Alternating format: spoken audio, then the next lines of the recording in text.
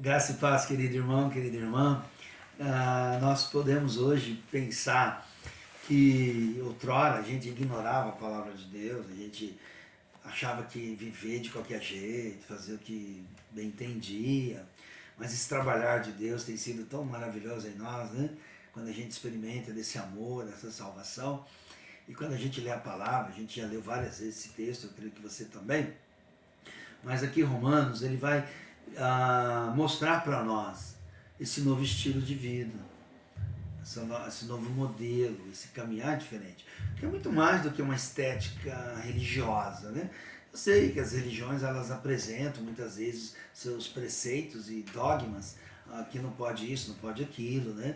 Tem igreja que as pessoas só podem usar determinadas cores de roupa, né? Aqui na nossa cidade, Londrina, tem várias, né? As crianças colocam uma cor só e não pode, determinadas cores não pode. Cores vivas, cores coloridas, vamos dizer assim, né? Não pode. Mas o que nós estamos vendo é muito mais do que uma estética de cultura, de região. É uma vida que vem de Deus.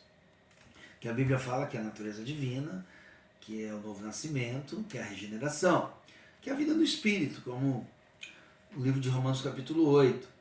Ele vai dizer, vós porém não estáis sob o domínio da carne, mas do Espírito, se é que o Espírito de Deus habita em vós. Mas se alguém não tem o Espírito de Cristo, esse não pertence a Cristo.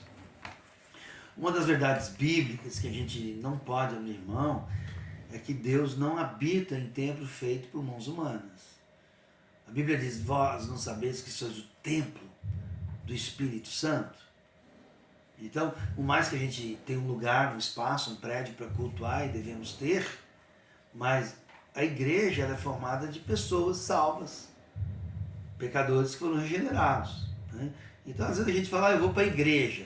Em partes não está errado, né? Mas nós vamos na reunião da igreja. A gente usa essas nomenclaturas, tradicionalmente quase que uma cultura.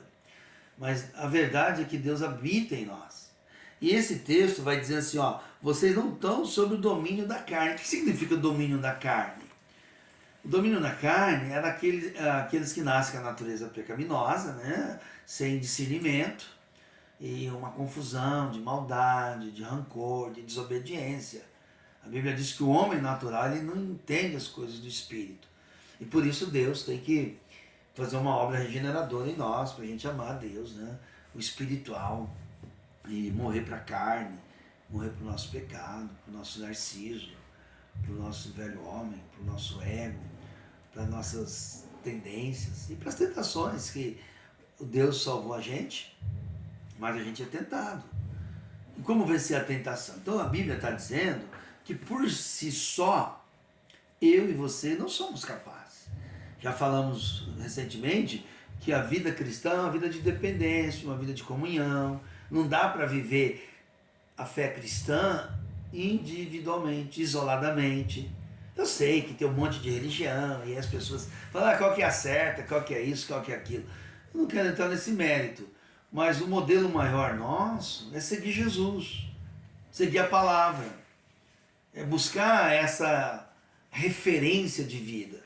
Então, quando alguém chega aqui na igreja, o mais que a gente orienta a visão da igreja, os costumes da igreja local, sim, faz parte da identidade, vamos dizer assim, sou da igreja batista, mas o meu valor maior é Cristo, e eu desafio a pessoa, ó, leia a Bíblia, encontre Jesus, procura seguir Jesus, deixar ele viver em você, vamos aprender juntos, se unir para servir, pregar o evangelho, adorar a Deus e comungar e ter uma união, ter uma relação de irmãos, de família. E aí Deus vai tratar com a gente, no amor, na fé, nas boas obras. E esse texto, então, não está dominado pela natureza carnal e pecaminosa. O que domina a sua vida? É Cristo, é a palavra, o Espírito Santo? Essa é a busca de quem nasceu de novo. Então, nós temos que orar, Senhor, faça de mim cheio do Espírito Santo, para suportar, para amar, para vencer, para caminhar e para dar frutos no seu reino. Então não é por nós mesmos.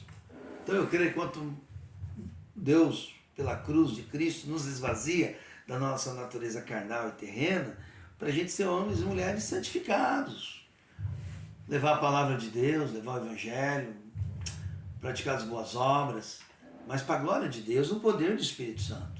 Eu creio que a vida cheia do Espírito Santo é uma vida vitoriosa, sim. Uma vida que cresce, uma vida que faz a diferença, que honra seus compromissos, que vai ser instrumento de Deus. Então, que você possa ser uma bênção onde você estiver, como o corpo de Cristo, mas isso só é possível pela obra do Espírito Santo. Então, se a gente está sendo infrutífero, será que a gente não está sendo carnal? Se a gente está vivendo em desobediência, será que a gente não está vivendo a parte dessa proposta? Que Deus nos ajude a buscar sermos conscientes que quem habita em nós é uma força sobrenatural do Pai, do Filho e do Espírito Santo, para a gente vencer a carne, vencer o pecado e ser uma bênção nesse mundo de tanta confusão, de tanta loucura, mas você não pode deixar abrir mão da sua vida com Cristo e ser cheio do Espírito Santo. Ser cheio do Espírito Santo é fazer a diferença, é vencer toda a proposta do inferno. Obrigado, Senhor, porque o Espírito Santo intercede por mim para mudar a minha vida no modelo de Jesus. Eu creio e eu recebo. Amém.